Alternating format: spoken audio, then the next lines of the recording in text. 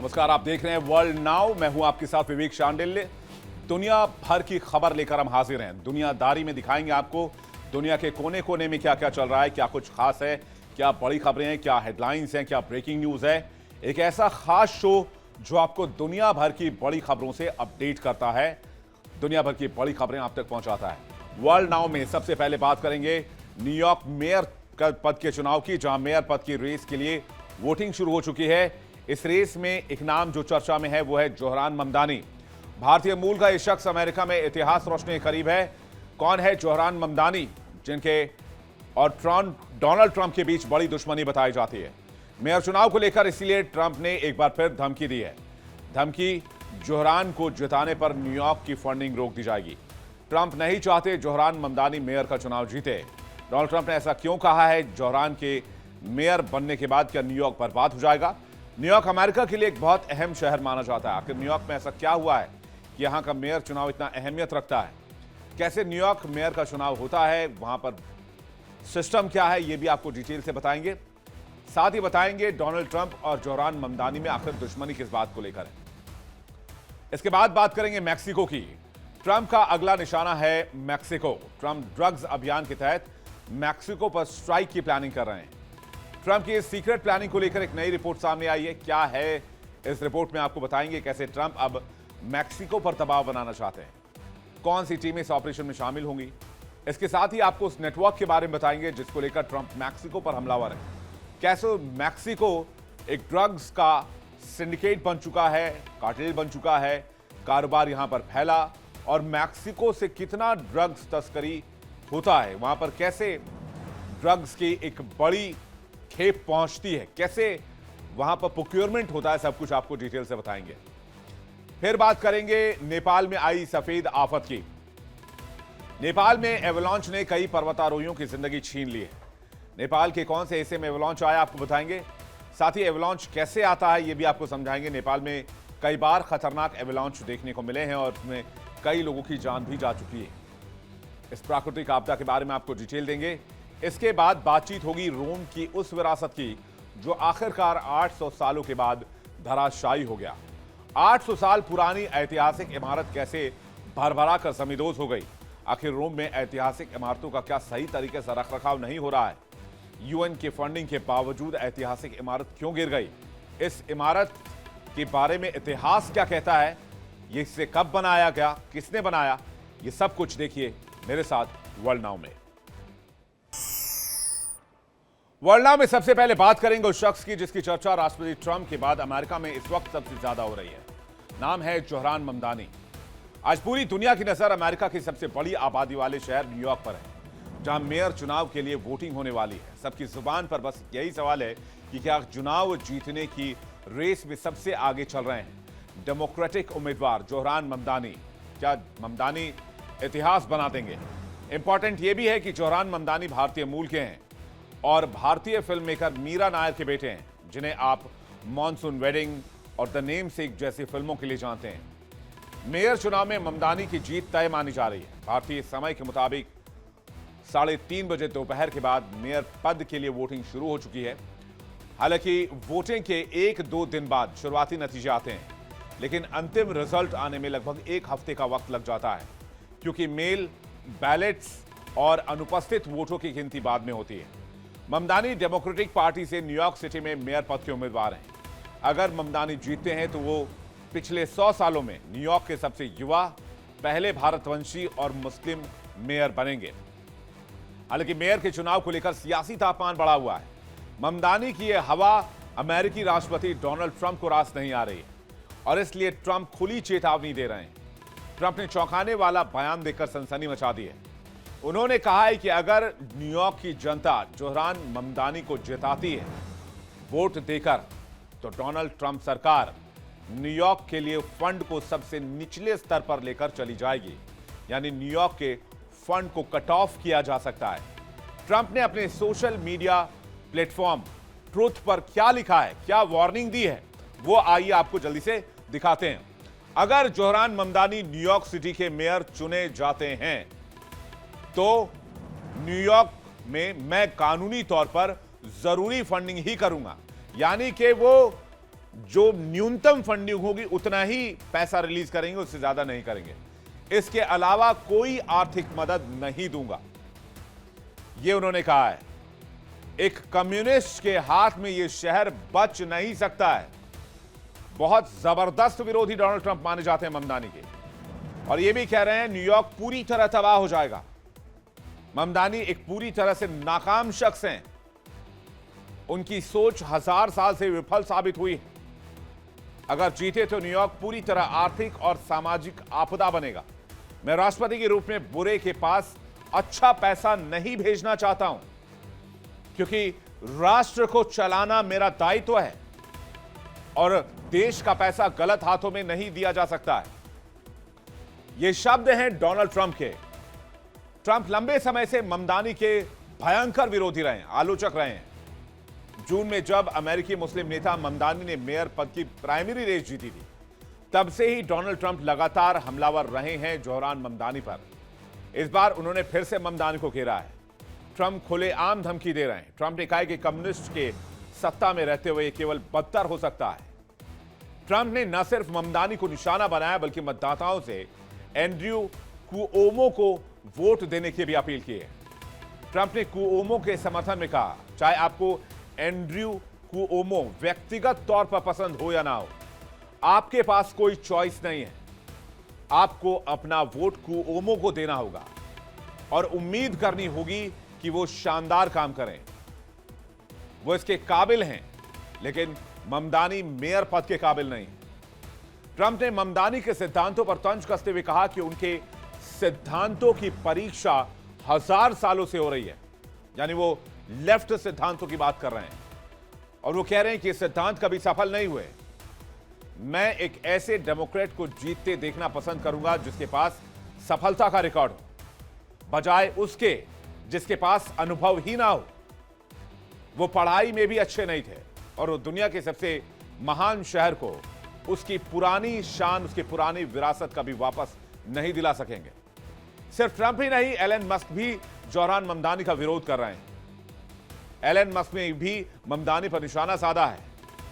उन्होंने अपनी social media site x पर पोस्ट में लिखा, न्यूयॉर्क में मतदान करना याद रखें, ध्यान रखें ममदानी या काटिस, उनका जो भी नाम हो, लेकिन वोट कुओमो को ही दें। न्यूयॉर्क का ये मेयर चुनाव सिर्फ अब मुद्दों का चुनाव नहीं रह गया है। ये नाक का सवाल बन चुका है, साख का सवाल बन चुका है। यह अमेरिकी राजनीति में विचारधाराओं की एक बड़ी जंग बन चुका है। इसलिए इस बार मेयर पद के लिए मुकाबला 3 दावेदारों के बीच में है। कौन कौन से वो 3 उम्मीदवार हैं, आइए देखते हैं। जोहरान ममदानी खड़े हैं डेमोक्रेट्स की तरफ से, एंड्रयू कुओमो निर्दलीय खड़े हैं और कार्टिस सिल्वा रिपब्लिकन पार्टी की तरफ से खड़े हैं, जो कि डोनाल्ड ट्रंप की पार्टी कही जाती है। अब ममदानी की जीत के रास्ते में 2 लोग खड़े हैं। न्यूयॉर्क के पूर्व गवर्नर एंड्रयू कुओमो खुद भी डेमोक्रेटिक पार्टी से हैं, लेकिन वो निर्दलीय चुनाव लड़ रहे हैं। कुओमो का कहना है कि ममदानी की नीतियां इतनी खतरनाक हैं कि अगर वो जीत गए तो शहर में चल रहे बिजनेसेस तबाह हो जाएंगे। इसके जवाब में ममदानी उन्हें ट्रंप की कठपुतली बता रहे हैं। ममदानी के दूसरे विरोधी रिपब्लिकन उम्मीदवार कार्टिस सिल्वा हैं। वो ममदानी और कुओमो दोनों को शहर के विकास का विरोधी बता चुके हैं। पिछले महीने हुई डिबेट में सिल्वा ने दोनों पर तंज कसा। कहा, जोहरान तुम्हारा रिज्यूमे एक नैपकिन में समा जाएगा और एंड्रयू तुम्हारी नाकामियां इतनी हैं कि पूरी लाइब्रेरी भर जाएगी। अलग अलग पोल्स में जोहरान ममदानी को 47% लोगों का समर्थन मिला है और वो एंड्रयू कुओमो से 18 पॉइंट आगे चल रहे हैं। तीसरे स्थान पर रिपब्लिक उम्मीदवार कार्टिस सिल्वा हैं, जिन्हें 16% लोगों का समर्थन हासिल है।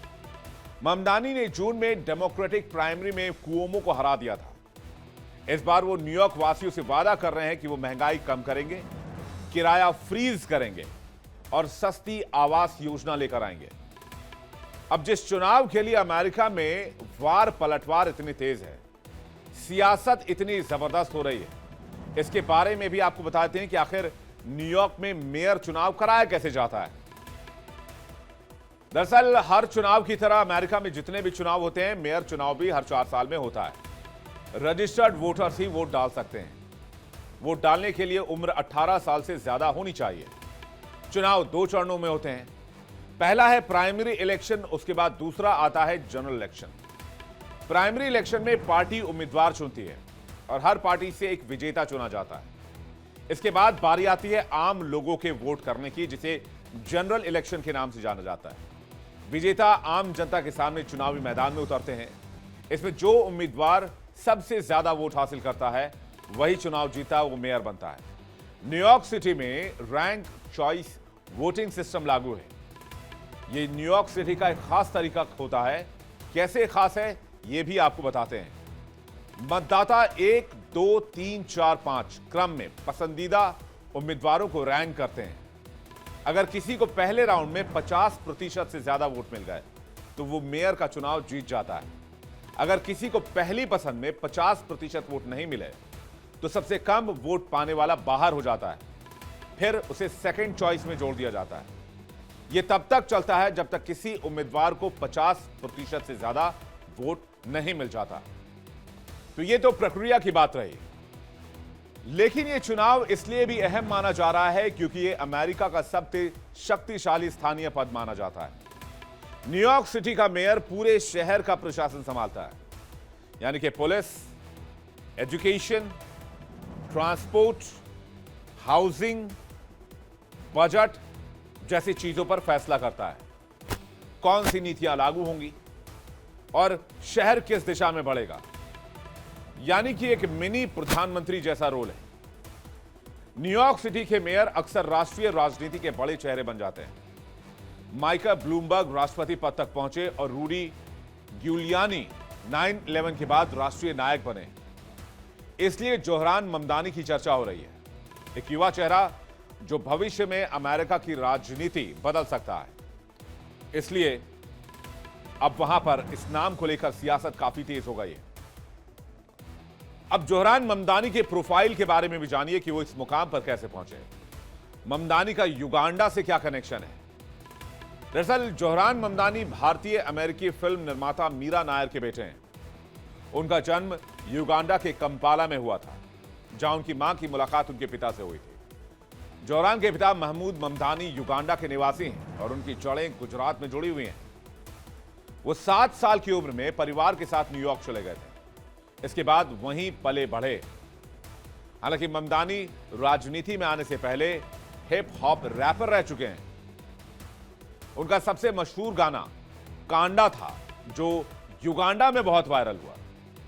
इस गाने में युगांडा की राजधानी कंपाला की जिंदगी और युवाओं की चुनौतियों को दिखाया गया था। ममदानी का मानना था कि संगीत के जरिए उन्होंने पहली बार महसूस किया कि समाज में असमानता और पहचान की राजनीति पर आवाज उठानी जरूरी है। जोहरान ने 2014 में बोउडोइन कॉलेज से अफ्रीकन स्टडीज में डिग्री ली। कॉलेज के दौरान ही उन्होंने student for justice in Palestine संगठन की स्थापना की। बाद में उन्होंने क्वींस में फोरक्लोजर प्रिवेंशन काउंसलर के तौर पर काम किया। यहां उन्होंने किराएदारों को बेदखली से बचाने में मदद की। कॉलेज से निकलने के बाद ममदानी क्वींस चले गए। फिर 2017 में उन्होंने डेमोक्रेटिक पार्टी से अपनी राजनीति की शुरुआत की। फिर 2020 में न्यूयॉर्क स्टेट असेंबली के लिए चुने गए। क्वींस के एस्टोरिया से चुने गए। 2022 और 2024 में उन्हें निर्विरोध जीत मिली। ममदानी ने विधानसभा में 20 विधेयकों का समर्थन किया, जिनमें से 3 कानून के रूप में पारित हुए। न्यूयॉर्क की युवा प्रगतिशील राजनीति का चेहरा, कार्यकाल के दौरान आम लोगों से जुड़े मुद्दे उठाए। वैसे ममदानी खुद को डेमोक्रेटिक सोशलिस्ट कहते हैं। वो सस्ता घर, टैक्सी ड्राइवर्स के अधिकार, पब्लिक ट्रांसपोर्ट के समर्थक, किफायती आवास को न्यूयॉर्क के हर लोगों तक पहुंचाने की बात। रेंट कैप विधेयक ने उन्हें काफी लोकप्रिय भी बना दिया। ममदानी का चुनावी एजेंडा सीधा आम लोगों की जेब और उनकी रोजमर्रा के जीवन से कनेक्ट होता है, इसलिए भी वो बहुत पॉपुलर है। वो वादा कर रहे हैं कि न्यूयॉर्क को ऐसा शहर बनाया जाएगा जहां हर व्यक्ति सम्मानजनक और सुरक्षित जीवन जी सके। ममदानी का कहना है कि इन योजनाओं के लिए फंडिंग बड़े कॉरपोरेशंस और शहर के अमीर तबके पर नए टैक्स लगाकर की जाएगी। उनका अनुमान है कि इससे करीब 9 अरब डॉलर जुटाए जा सकते हैं। इन टैक्सों के जरिए ममदानी को न्यूयॉर्क स्टेट असेंबली और गवर्नर कैथी होचुल का समर्थन चाहिए। हालांकि अमेरिकी राष्ट्रपति ट्रंप उनकी नीतियों से खुश नहीं दिखते। वो जोहरान ममदानी को पागल कम्युनिस्ट करार दे चुके हैं। अब आपको बताते हैं कि ममदानी आखिर क्यों घर और ट्रांसपोर्ट जैसे मुद्दे उठाते हैं। इसे जरा समझना होगा, तो आइए इसको जानते हैं। ममदानी के बड़े मुद्दे क्या है? सबसे पहले तो घर की वकालत करते हैं। अमेरिका में वैसे भी घर होना, न्यूयॉर्क में घर होना बहुत बड़ी बात होती है, और जब वहां पर सस्ता घर की बात होती है तो हर किसी का ध्यान इस ओर जाता है। वो कहते हैं हर इंसान को रहने के लिए घर मिलना चाहिए, तो लोग उन्हें सपोर्ट करते हैं। वो कहते हैं कि चाहे उसकी आमदनी कुछ भी हो, लेकिन घर एक नेसेसिटी है। ममदानी ने रेंट कंट्रोल का भी समर्थन किया, यानी कि मकान का किराया एक सीमित दायरे में होना चाहिए, उससे बाहर नहीं होना चाहिए। जबकि न्यूयॉर्क में किराया बहुत ज्यादा है और आम आदमी को घर मिलना तो न्यूयॉर्क में ऐसा है जैसे किसी का चांद पर पहुंचना हो, इतना मुश्किल है। और ममदानी कहते हैं कि घर एक हक है, घर कोई लग्जरी नहीं है। इसके बाद वो टैक्सी ड्राइवर के अधिकारों की बात करते हैं, और ज्यादातर टैक्सी ड्राइवर अप्रवासी हैं। टैक्सी ड्राइवरों पर कर्ज और आर्थिक दबाव बहुत है। कई ड्राइवरों ने तो आर्थिक संकट की वजह से आत्महत्या तक की है। ममदानी ने टैक्सी मिडिलियन डेट रिलीफ प्लान का समर्थन किया है, यानी कि वो साफ साफ कह रहे हैं कि गरीबी में नहीं जीना चाहिए। उन्होंने कहा जो हमें सड़कों पर चलाते हैं उन्हें सहूलियत मिलनी चाहिए। इसके बाद बारी आती है सस्ता पब्लिक ट्रांसपोर्ट की। सस्ता पब्लिक ट्रांसपोर्ट यानी हर नागरिक को यात्रा का अधिकार देना। फ्री फेयर फॉर ऑल अभियान चलाया जिसके लिए उन्होंने, ताकि आर्थिक तंगी किसी की यात्रा में रुकावट ना बने।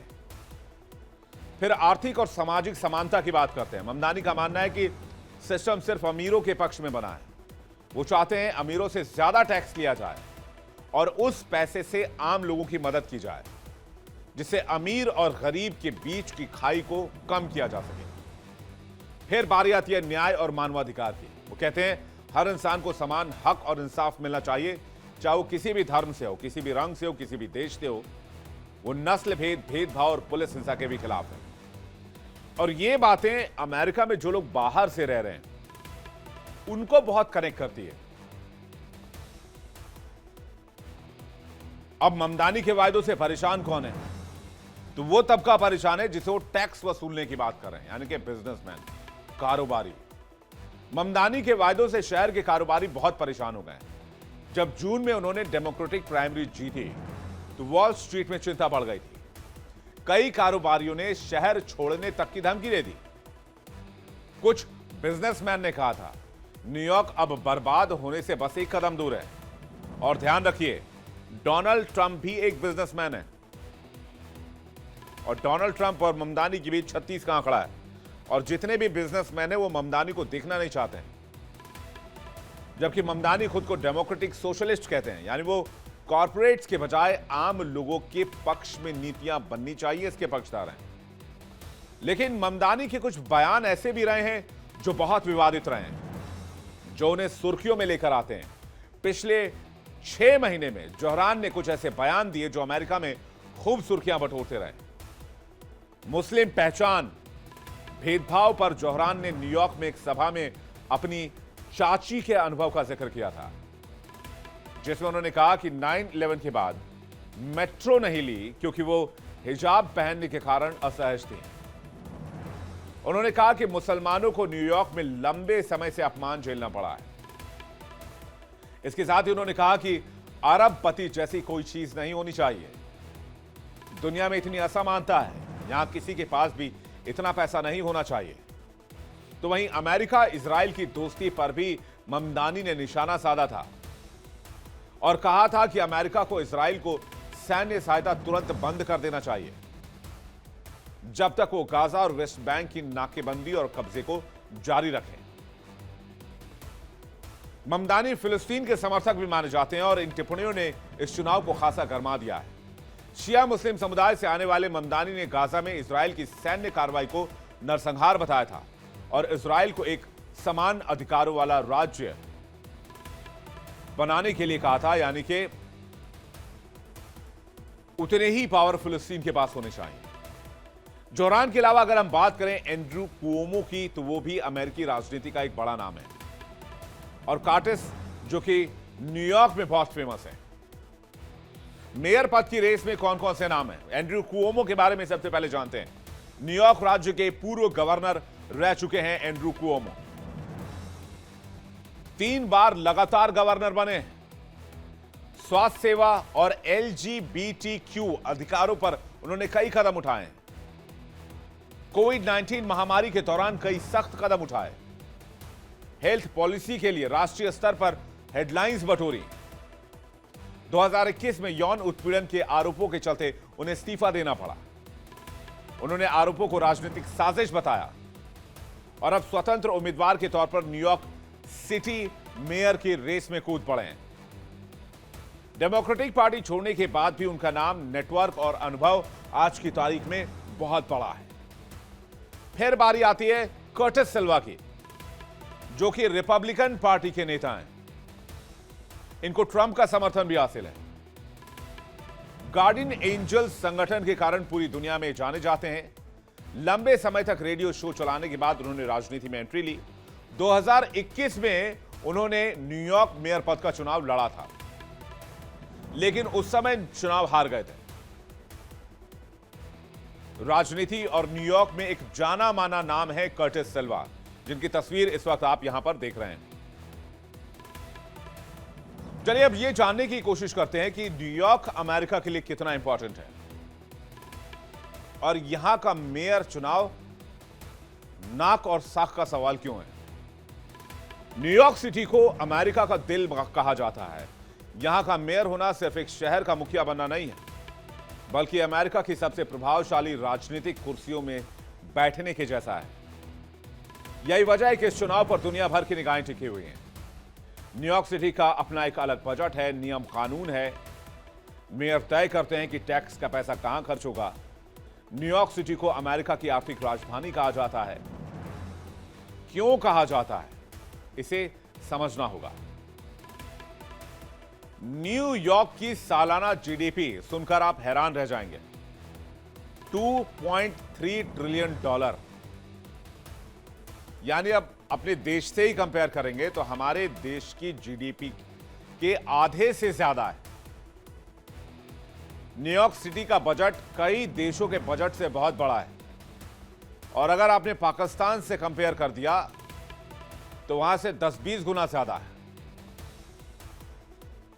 करीब $100 अरब से ज्यादा का बजट है न्यूयॉर्क का। मेयर प्रशासन, पुलिस, ट्रांसपोर्ट, हाउसिंग, एजुकेशन और हेल्थ सिस्टम पर कंट्रोल रखता है। यहां यूएन का हेडक्वार्टर भी है और दुनिया का सबसे बड़ा शेयर बाजार वॉल स्ट्रीट यही है। दुनिया के 180 से ज्यादा देशों के लोग यहां रहते हैं। जमीन और बिल्डिंग दुनिया में सबसे महंगी है।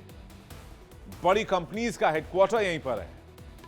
अमेरिका की राष्ट्रीय अर्थव्यवस्था का एक बड़ा हिस्सा है। न्यूयॉर्क सिर्फ एक शहर नहीं बल्कि एक देश की तरह ऑपरेट करता है। यह अमेरिका की आत्मा, अर्थव्यवस्था और अंतर्राष्ट्रीय पहचान का प्रतीक है।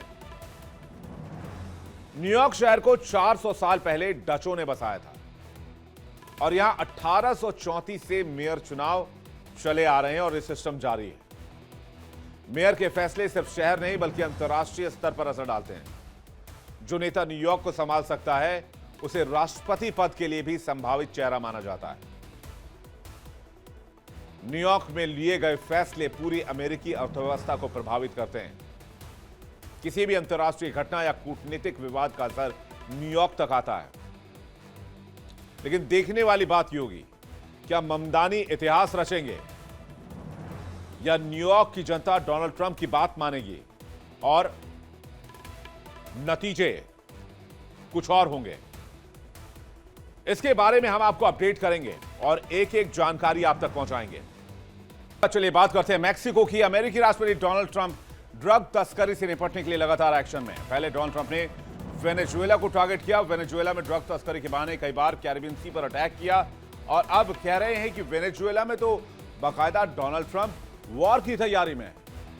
लेकिन इसके साथ साथ ट्रंप मैक्सिको के ड्रग कार्टेल्स पर भी नकेल कसने की तैयारी में है। ट्रंप ने मैक्सिको के लिए एक अलग प्लान तैयार किया है। ट्रंप मैक्सिको में अमेरिकी सेना और खुफिया अधिकारियों को भेजने की तैयारी कर रहे हैं। अमेरिकी मीडिया रिपोर्ट्स में दावा किया गया है कि इस मिशन में सेंट्रल इंटेलिजेंस एजेंसी CIA भी शामिल हो सकती है। CIA के बारे में हमने आपको वर्ल्ड नाउ में बताया था कि कैसे ये खुफिया एजेंसी दुनिया में काम करती है।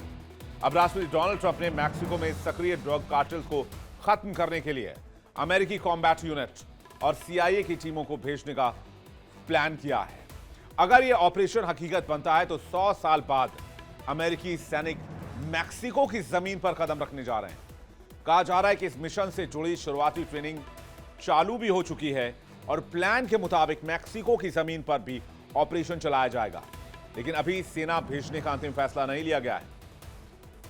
चलिए सबसे पहले आपको बताते हैं डोनाल्ड ट्रंप का प्लान क्या है। डोनाल्ड ट्रंप दरअसल JSOC और CIA की एक जॉइंट टीम वहां भेजना चाहते हैं जो जॉइंट ऑपरेशन करेगी मैक्सिको में। मैक्सिको के सबसे ताकतवर ड्रग माफिया के खिलाफ यह एक्शन लॉन्च किया जाएगा। इसके अलावा नेमेसियो ओसेगुएरा के खिलाफ यह ऑपरेशन किया जाएगा। यही वो आदमी है जो सबसे पावरफुल ड्रग कार्टेल चलाता है। कहते हैं ड्रग लैब्स और कार्टेल सरगनाओं को निशाना बनाने के लिए ऑपरेशन लॉन्च किया जा रहा है। ये जो है पूरी तरीके से प्लान्ड है। इससे अमेरिकी सेना और CIA को गुप्त ऑपरेशंस करने की छूट मिलेगी। ट्रंप पहले भी कह चुके हैं कि उन्होंने वेनेजुएला में CIA को कार्रवाई की मंजूरी दी थी और जरूरत पड़ने पर वो कार्टेल्स को जमीन पर भी निशाना बनाएंगे।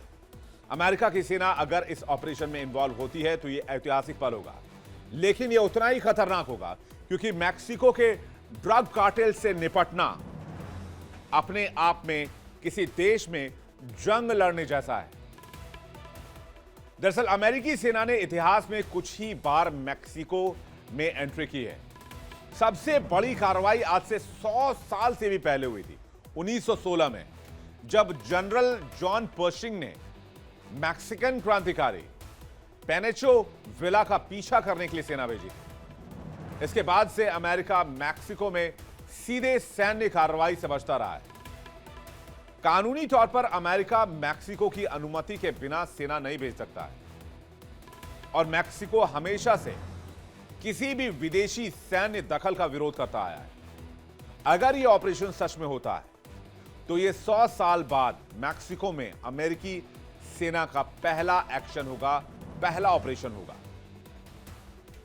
फरवरी में अमेरिकी विदेश विभाग ने 6 Mexican drug cartels, MS-13 gang और वेनेजुएला के ट्रेन डे आरागुआ को विदेशी आतंकी संगठन घोषित किया था, जिससे अमेरिका को मिलिट्री ऑपरेशंस की कानूनी मंजूरी मिल गई। अमेरिकी सेना पहले ही दक्षिण अमेरिकी तट पर 14 संदिग्ध ड्रग रनिंग बोट्स पर एयर स्ट्राइक कर चुकी है, जिसमें 60 से अधिक कथित नार्को टेररिस्ट मारे गए थे। अमेरिकी अधिकारियों के मुताबिक अब लक्ष्य है मैक्सिको के अंदर जो ड्रग कार्टेल मौजूद हैं, जो कार्टेल कमांड साइट्स हैं और जो ड्रग किंगपिन हैं, उनको डायरेक्ट निशाना बनाया जाए, उन पर डायरेक्ट हमला किया जाए। क्योंकि अमेरिका में ड्रग्स एक बहुत बड़ा मुद्दा है। अमेरिका में हर साल लाखों लोग ड्रग्स के लत के शिकार होते हैं और फेंटेनाइल जैसी दवाओं से हजारों मौत होती है। अमेरिका का आरोप है कि यह ड्रग्स उनके यंग जनरेशन को खत्म कर रहा है, बर्बाद कर रहा है और ये इस तरह की दवाएं मैक्सिको के जरिए अमेरिका में दाखिल होती हैं। इसलिए डोनाल्ड ट्रंप मैक्सिको के ड्रग तस्करों को निशाना बनाना चाहते हैं। अभी जो फैंटेनिल ड्रग की बात आई है, ये कैसे अमेरिका की यंग जनरेशन को खराब कर रहा है, ये भी जानिए। अमेरिका में फैंटेनिल जैसे सिंथेटिक ओपियोइड ड्रग से हाल के सालों में मौत के आंकड़े कई गुना बढ़ गए। जिसका ट्रंप जिक्र कर रहे हैं। फेंटनाइल से होने वाली मौत 2018 से लगातार बढ़ रही है और 2020 यानी कि कोविड टाइम में सबसे ज्यादा ड्रग्स ओवरडोज के मामले सामने आए। 2022-23 में सबसे ज्यादा आंकड़े आए। हालांकि 2024 में इसे बहुत हद तक कंट्रोल करने की कोशिश की गई। 2020 का यह आंकड़ा आपके सामने है। ड्रग ओवरडोज से 91,799 लोगों की जान चली गई, जिसमें सिर्फ फेंटनिल ड्रग से 56,516 लोगों की मौत हुई। 2021 में ड्रग ओवरडोज से 1,07,622 लोगों की मौत हुई। फेंटनिल से 80,816 लोगों की मौत हुई, जो 2020 से 15% ज्यादा है। 2022 में फेंटनिल ड्रग से 73,600 लोगों की मौत हुई। 2023 में ड्रग ओवरडोज से 1,07,000 लोगों की मौत हुई, जिसमें 75,000 लोगों की मौत फेंटनिल ड्रग से हुई। युवाओं की जो हिस्सेदारी है इस आपदा में वो 75% है। 2024 में ड्रग ओवरडोज से 80,400 लोगों की मौत हुई। फेंटनिल ड्रग से 48,422 लोगों की मौत हुई। हालांकि यह आंकड़ा 2023 से 37% कम है, लेकिन इतने लोगों की मौत अमेरिका बर्दाश्त नहीं कर पा रहा है। अमेरिका दुनिया का सबसे बड़ा ड्रग्स मार्केट है। हर साल लाखों लोग नशे की लत के शिकार होते हैं और फेंटनिल जैसी दवाइयों से हजारों मौतें होती हैं। फेंटनिल बनाने के लिए केमिकल चीन से सप्लाई होता है। मैक्सिको में फेंटनिल का इल्लीगल प्रोडक्शन होता है। इसे पाउडर या टैबलेट में तैयार किया जाता है। ज्यादातर फेंटनिल अमेरिका मैक्सिको बॉर्डर से आता है। अब इसको फेंटनिल को भी जानिए, क्या बला है ये जिसके सामने अमेरिका पस्त हो रहा है, अमेरिकी पस्त हो रहे हैं, सुपर पावर मुल्क घुटने टेक रहा है। दरअसल फेंटनिल का इस्तेमाल पेन किलर के तौर पर होता है, जिसमें सिंथेटिक ओपियोइड की मात्रा ज्यादा होती है। डॉक्टर इसे ज्यादा दर्द, जैसे सर्जरी के बाद, गंभीर चोट या कैंसर के दर्द के इलाज के लिए लिखते हैं, जिसमें इंजेक्शन, पैच, टैबलेट, लॉजेंज और स्प्रे में फेंटनाइल होता है। डॉक्टर की प्रिस्क्रिप्शन के बाद ही इसका इस्तेमाल किया जा सकता है। लेकिन फेंटनाइल का एक बहुत बड़ा हिस्सा इल्लीगल इस्तेमाल किया जाता है। फेंटनाइल नकली दवाइयों या ड्रग्स में मिलाया जाता है। इसे ड्रग्स में छिपा कर बेचा जाता है, जिससे यूजर्स को इसकी जानकारी नहीं होती और वो अनजाने में फेंटनाइल का सेवन करने लग जाते हैं।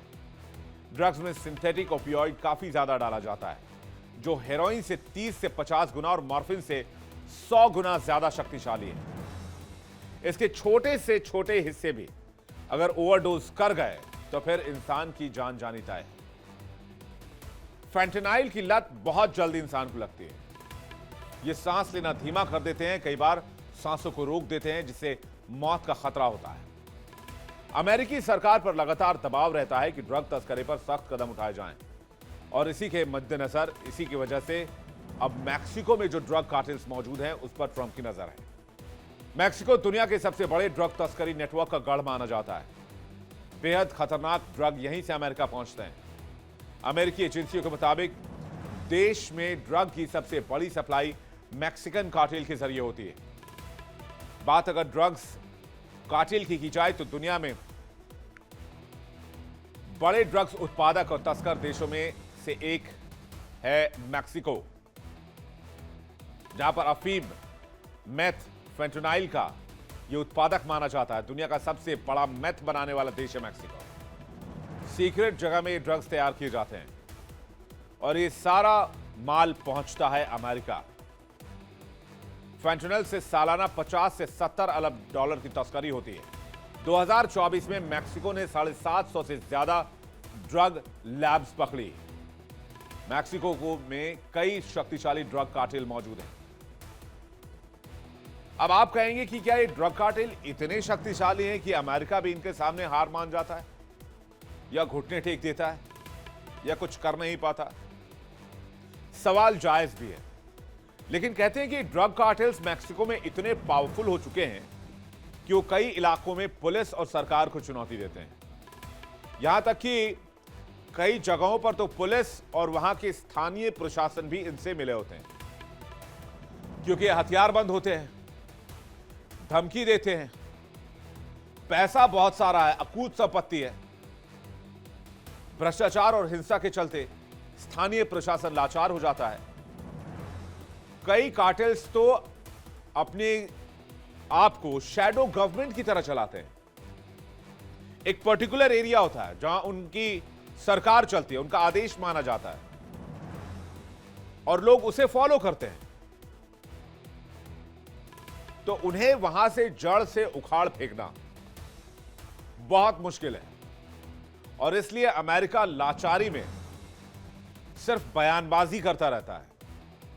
तो क्या डोनाल्ड ट्रंप इस बार सिर्फ बयानबाजी कर रहे हैं या मैक्सिको के खिलाफ एक सख्त रवैया वो दिखाएंगे,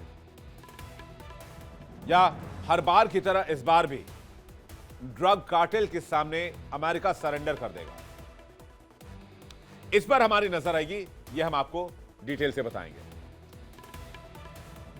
वर्ल्ड नाउ में बात करते हैं नेपाल की। नेपाल के उत्तर पूर्वी हिस्से में एक बार फिर से एवलांच की खबर है।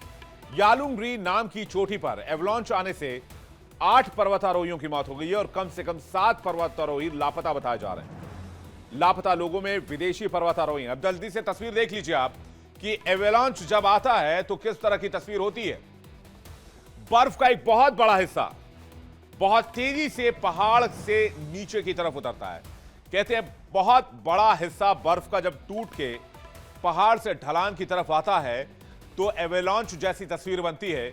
और ये जो क्लाउड जैसी स्थिति आप देख रहे हैं, ये दरअसल बर्फीला तूफान है जिसे एवलांच कहते हैं। इस एवलांच के बाद जरा फुल स्क्रीन तस्वीर आप देखिए। इस एवलांच के बाद कई विदेशी पर्यटक लापता हैं। लापता लोगों में विदेशी पर्वतारोही हैं, नेपाली गाइड हैं। कहते हैं ये एवलांच उस समय आया जब 5630 मीटर ऊंची चोटी पर बेस कैंप पर पर्यटक मौजूद थे। यह हादसा यालुंग हिमालय के बेस कैंप के पास हुआ, जहां यह दल डोलमा खांग पर्वत पर चढ़ाई की तैयारी कर रहा था। लेकिन अचानक एवलांच आने से यह पूरा इलाका बर्फ के नीचे दब गया। स्थिति देखिए वहां पर एवलांच के बाद लोगों की स्थिति क्या थी। जरा फुल स्क्रीन तस्वीर देखते हैं और देखते हैं क्या सिचुएशन बनी थी। देखिए एवलांच की स्थिति क्या रहती है।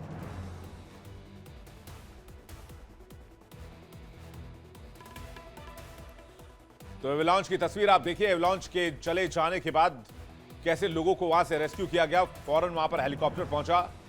अचानक भारी बर्फबारी से पूरा इलाका बर्फ में दब गया। फिलहाल पुलिस और स्थानीय प्रशासन की टीम सर्च और रेस्क्यू ऑपरेशन चला रही है।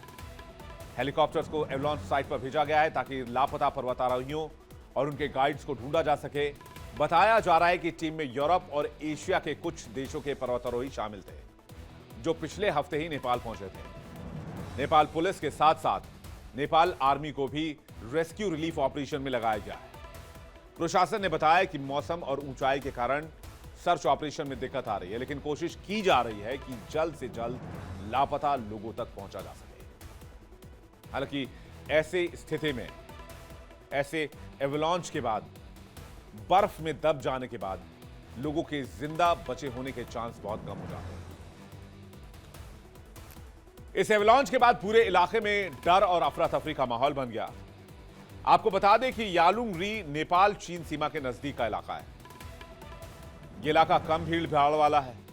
तकनीकी तौर पर मुश्किल ट्रैकिंग जोन इसे माना जाता है। इस इलाके में ट्रैकिंग के लिए विदेशी यात्रियों को खास परमिट लेना होता है। और यालुंग का जो इलाका है वो एवलांच प्रोन इलाका माना जाता है, यानी यहां एवलांच कभी भी आ सकता है। और पहले भी हिमस्खलन की घटनाएं हो चुकी हैं। 2019 में भी इसी इलाके में एक फ्रेंच पर्वतारोहियों की टीम फंस गई थी, जबकि 2015 के भूकंप के बाद भी इस रोड पर कई पर्वतारोही मारे गए थे। आखिर एवलांच किस बला का नाम है, यह भी समझिए। पहाड़ पर बर्फ का एक बड़ा हिस्सा टूटता है और तेजी से नीचे की तरफ आने लगता है, जिसमें बर्फ, चट्टान, मिट्टी और बाकी चीजें पहाड़ से नीचे फिसलती हैं। इसकी रफ्तार 300 किलोमीटर प्रति घंटा तक हो सकती है। 5 सेकंड में एक एवलांच 130 किलोमीटर प्रति घंटे की रफ्तार हासिल कर लेता है। हिमस्खलन का वजन 10 लाख टन या 1 अरब किलो तक हो सकता है। ज्यादा बर्फबारी की वजह से एवलांच का खतरा बनता है। बर्फ के नीचे फंसे लोगों को निकालने में अगर देर हुई तो मौत तय मानी जाती है। एवलांच में फंसा 3 में से एक ही इंसान बचाया जा सकता है या बच पाता है। आमतौर पर हिमस्खलन सर्दियों में होता है और इसके दिसंबर से अप्रैल में होने के आसार ज्यादा रहते हैं, लेकिन चोटियों पर बर्फबारी इसका खतरा और बढ़ाती है। दुनिया भर में हर साल एवलांच से 150 से ज्यादा लोगों की मौत होती है। इटली के एल्प्स में 1885 में जब एवलांच हुआ था तो कहते हैं यह एवलांच का साइज 35 लाख क्यूबिक मीटर था। और अगर नेपाल की बात करें तो माउंट एवरेस्ट पर 25 अप्रैल 2015 को जो 7.8 मैग्नीट्यूड वाला भूकंप आया था, इसके बाद जो हिमस्खलन हुआ था उसमें कम से कम 22 लोग मारे गए थे। नेपाल में खतरनाक एवलांच जोन है। माउंट एवरेस्ट दुनिया की सबसे ऊंची चोटी है और सबसे खतरनाक भी। एवरेस्ट बेस कैंप और खुम्बू आइसफॉल सबसे ज्यादा खतरे वाले इलाके हैं। अन्नपूर्णा क्षेत्र में दुनिया के सबसे मौत वाले पर्वतों में से गिना जाता है। 2014 में 40 से ज्यादा ट्रैकर्स एक ही हिमस्खलन में मारे गए थे। भारी बर्फबारी और तेज हवाएं यहां मौसम को जानलेवा बना देती हैं। मानसलू पर्वत नेपाल का 8वां ऊंचा सबसे ज्यादा पर्वत है और 2022 में बड़े हिमस्खलन में कई पर्वतारोही मारे गए। इस क्षेत्र में बर्फ की परतें बहुत अस्थिर रहती हैं। नेपाल की लांगटांग घाटी है जहां 2015 में नेपाल भूकंप के बाद पूरा का पूरा गांव बर्फ की चट्टानों में दफन हो गया। यह नेपाल का अब तक का सबसे बड़ा हिमस्खलन हादसा माना जाता है। एक पूरा गांव साफ हो गया था। गांव के ऊपर बर्फ और मिट्टी की परतें थी और दूर तक सिर्फ मैदान ही मैदान। देखकर आप ऐसा अंदाजा नहीं लगा सकते तो उस तस्वीर को अगर आप देखते कि कभी यहां गांव भी हुआ करता था। अगर भारत की बात करें तो हिमालय का कई जो हिस्सा है, एक बड़ा हिस्सा भारत में है, भारत से लगता है हिमालय पर्वत श्रृंखला का, और इसलिए यहां भी कई ऐसे इलाके हैं जहां एवलांच का खतरा बना रहता है। सियाचिन ग्लेशियर लद्दाख में दुनिया का सबसे ऊंचा और ठंडा युद्ध क्षेत्र है। लगभग हर सर्दी में यहां हिमस्खलन देखने को मिलता है।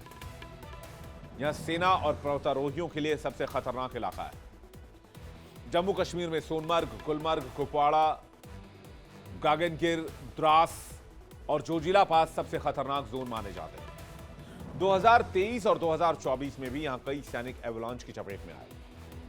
2012 में ग्यारी सेक्टर में बर्फ धंसने से 140 सैनिक मारे गए थे। हिमाचल प्रदेश में लाहौल स्पीति, किन्नौर, रोहतांग पास, बारालाचाला, शिंकुला पास, ये सारे इलाके बहुत जोखिम भरे बताए जाते हैं। 2021 में लाहौल में भारी हिमस्खलन हुआ, से कई गांव प्रभावित हुए। उत्तराखंड में चमोली, जोशीमठ, नंदा देवी, त्रिशूल और बद्रीनाथ इलाके को एवलांच का इलाका माना जाता है। अरुणाचल प्रदेश का तवांग और सेला पास एवलांच का इलाका माना जाता है। 2023 में तो सेला पास के पास 7 जवान बर्फ की चपेट में आए थे। सिक्किम में नाथुला पास और लाचुंग इलाका भारी हिमस्खलन क्षेत्र माना जाता है। अप्रैल 2023 में नाथुला में एक एवलांच के बाद कई पर्यटक मारे गए थे।